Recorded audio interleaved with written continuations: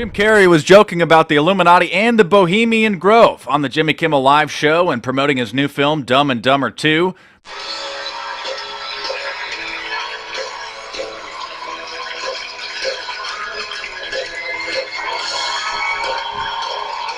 Marking the first time the subject matter has ever been mentioned on the show, although Carey called it the Illuminati. Get it? You're a nut if you believe the Bilderberg Group or the Bohemian Grove exists, or if you think the cremation of care, mock-human sacrifice ritual kick off their party every year is strange. Here's a clip from his appearance. Is that a gang sign? Have you, oh, like you don't know what it is.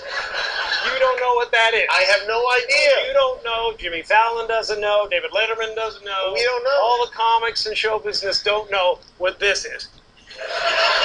Right? Yeah. What is it? Come on, Jimmy. Seriously. The time is up. People are hip to this kind of stuff. You know? Oh, it's just one big joke. Listen to the audience laughing, talking about the entertainment industry distracting the American public. Few people understand that the CIA and the Department of Defense actually work hand in hand with Hollywood studios to literally produce blockbuster films designed as propaganda pieces to paint the government in a favorable light. The CIA's own website has a page that explains about the entertainment industry liaison, saying, quote, if you're a part of the entertainment industry and are working on a project that deals with the CIA, the agency may be able to help you. Here's another clip of Jim Carrey on Jimmy Kimmel where he jokes about the Bohemian Grove. I'm here tonight to blow the lid off it, to be the whistleblower. I'm sick and tired of the secrets and the lies. It is the secret symbol of the Illuminati, and you're a part of it, and it is the all-mocking tongue. Oh, I like it. It's the symbol of the all-mocking tongue. And I'm sick of it. I want everybody to be in on the joke, man. You know what I mean? Like, for years now, talk show hosts, people on television, people in sitcoms have been hired by the government to throw you off the track, to distract you, to make you laugh and stuff like that, make you happy and docile so you don't know what's really going on. You know, and they get out there in the woods in a circle naked and they decide these things. They get out there in the woods in a circle naked and decide these things. The audience thought it was just one big joke, unable to understand that Bohemian Grove is a very real place, and that President Richard Nixon called the most faggy, bleepity-bleep thing he could ever imagine. By the way, the political careers of Richard Nixon and Ronald Reagan were kicked off in the Bohemian Grove. In his memoir, Richard Nixon admits that his lakeside talk, the off-the-record chat during their 2-week encampment, was the beginning of his political career. And here's a clip of Bill Clinton being shouted down by a heckler at a campaign event back when Hitler was running for president, where the heckler was mentioning the Bohemian Grove and actually got Bill Clinton to respond. The Bohemian Club, as you say, the Bohemian Club, that's where all those rich Republicans go up and stand naked against redwood trees, right? I don't know if you could catch that. The audio's a little poor and his southern accent is a little hard to understand there, but that's where those rich Republicans go and hang out naked in the redwood forest. Recently, Jim Carrey hosted Saturday Night Live, where he kicked off the monologue dressed as Satan, calling himself Elvis from hell. And then in a later skit during the show, he said that he was in the Illuminati. But the mentally enslaved late-night talk show host watching general public just now think it's just one big joke. Of course, few people could really grasp the horrors of the Bohemian Grove and the actual Illuminati. And now that it's permeated pop culture, instead of the dumbed-down degenerate public fighting against it, fighting for their freedoms, they have decided they just can't beat them, so they might as well join them. As satanic skanks like Katy Perry told Rolling Stone recently that she wants to join the Illuminati. As the Illuminati is now considered to be cool, most of the dumbed-down public would be willing servants of this satanic secret society, and it's falling perfectly in line with Bible prophecy. And at one point in time, those who resist, those who dare just want, the Bill of Rights to still be a law, those who won't worship the counterfeit Christ, the Illuminati Masonic Messiah, will be rounded up and exterminated, imprisoned in the FEMA camps, and eliminated for holding back the New World Order. What about Tim Allen? You're one of the few conservatives in Hollywood. What the viewers may not know is you have to go underground. It's very rare for somebody to come out.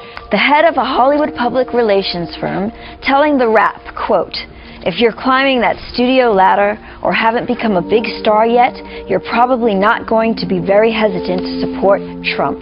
These people are afraid because their bosses are very likely Hillary Clinton supporters." Because I went to the inauguration. I'm not attacking you. You get this down. I'm not kidding. You got to be real careful around here. You get beat up if you don't believe what everybody believes. This is like 30s Germany. I don't know what happened. If you're not part of the group, you know what we believe is right. I go, well, I might have a problem with that. I'm a comedian. I like going on both sides. What I find odd in Hollywood is that they didn't like Trump because he was a bully. But if you had any kind of inkling that you were for Trump, you got bullied for doing that. Mm-hmm. And that's where it gets a little hypocritical to me, is that you can now bully people, and you're always on the defense with this. Clint Eastwood saying, Joanne, your generation is a generation of pussies. Here's the quote. Everybody's getting tired of political correctness. Kissing up. That's the kiss I'm sorry I used that word. Yeah. Generation we're in right now. Everybody's walking on eggshells. He adds, we see people accusing people of being racist and all kinds of stuff. When I grew up, those things were not called racist. And you think if you're a conservative in the entertainment industry that you don't have to learn to keep your mouth shut, that's just not the case. I still think that in her lifetime she deserves to be the first female president. And that's what makes me so sad. Miley Cyrus uploads that grief-stricken video while Lady Gaga posts a picture of her protesting with the caption, "I want to live in a country of kindness." Katy Perry goes off in a series of enraged tweets saying, "The revolution is coming."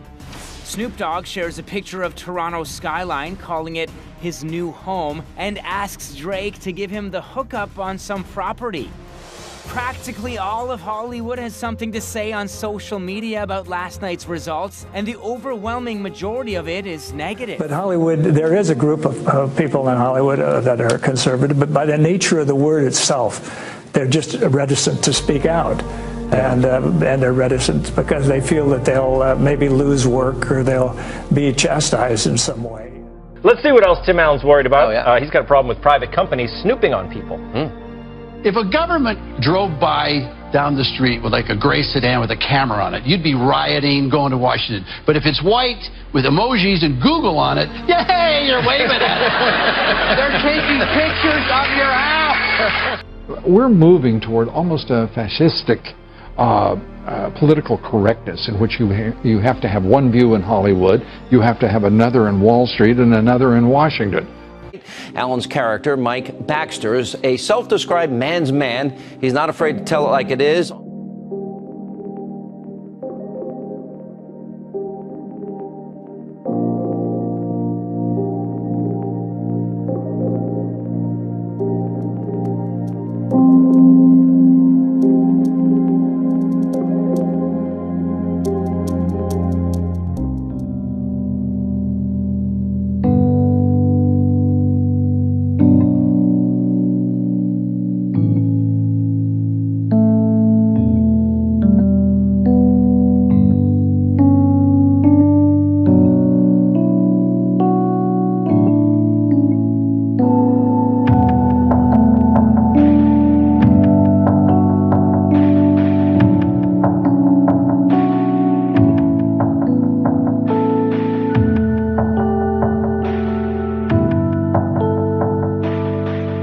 In the beginning, I was getting hate from the left.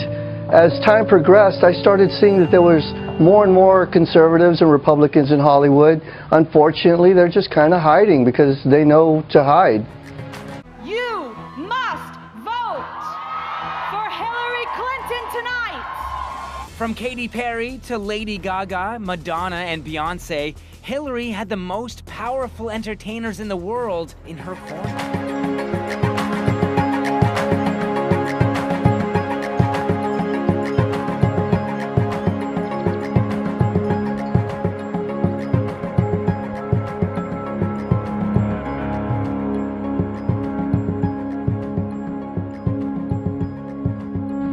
So if you're a conservative in Hollywood, or if you have unorthodox views, if you're not with everyone else, I mean, you must feel very, very isolated, but you must also have to think through what you believe. You can't take anything for granted if you're you. That's part of the reason why we are so divided as a country nowadays. I mean, you can't say anything without being labeled something as a result. You can't have an honest conversation about radical Islamic extremism without being labeled an Islamophobe. You can't have a conversation, you can't say that all lives matter all inclusively without being labeled a racist. And I think it's really sad because it hurts discourse in this country and it also further divides us.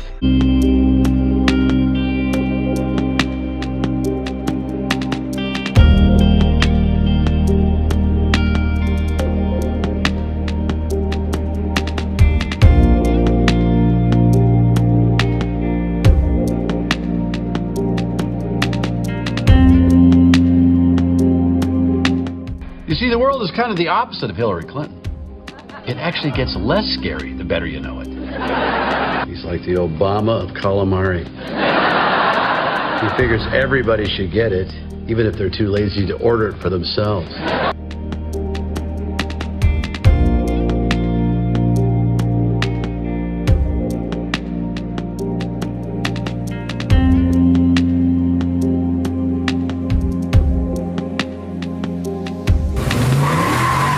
He'd rather discuss quantum physics than box office numbers. Whether you're a true believer or a pagan. And he spends a lot of time working on that curious relationship with God. Or, as he says, the builder. And they don't maybe realize a lot of times that there's a reason they have those freedoms and they come at a cost. And I think that's what we're trying to do with Persecuted, is help them realize that oh my gosh, I might have to pay a price. I might have to stand up for what I believe in. Oh my God. Honey, don't say God in church. I always do ask, whoever put me here, the builder, what did you want me to do? Do you think people would be surprised to know how deeply religious or spiritual you are? Well, if you know me, you know it. I don't push it. I just want a relationship with whoever built me. This is too much, too weird that it happened by accident. It didn't happen by accident. I don't feel it did. And really the movie being about an evangelist who stands up for what he believes in against an intrusive government that's trying to censor everything is one he identified with. And that man had to pay a serious cost for what he believed in. He was persecuted, he was hunted, he lost all of his security. And I think that's what we're trying to do here, is trying to convert that into a story that young kids can wake up and say, oh my gosh, I actually have a responsibility for these freedoms I'm enjoying. Slate raced to prove his point by quickly publishing this response.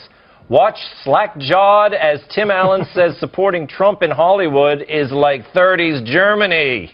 I mean, out of context, it seems a little extreme, right? There you see he's joking around a little bit. And the fact of the matter is, in early 1930s, 1933, what began, which was people thought was just about making people get in line, was about a lot of pressure from various groups for people to be fired if they did not adhere to the Nazi line. People would be shunned, people would be arrested, but generally it was more about social pressure, what would happen to you, and then of course it turned more violent. Stores being attacked and vandalized. We're already experiencing some of that, of course. What is it like to be an outspoken conservative? It's hard. I've been ostracized. I've had my agents drop me. You know, it's difficult, but that's okay. I don't care. Because none of these hardcore liberals in Hollywood, well, what do they say to you? They say there's not enough to go around. They say, yeah, Republicans are racists, homophobic, and there's not enough to go around. You can't go on television saying, you know, that the American dream can be achieved by everyone. You can't say that. That's not true. That's wrong. Yeah, that's the wrong thing to say. Really?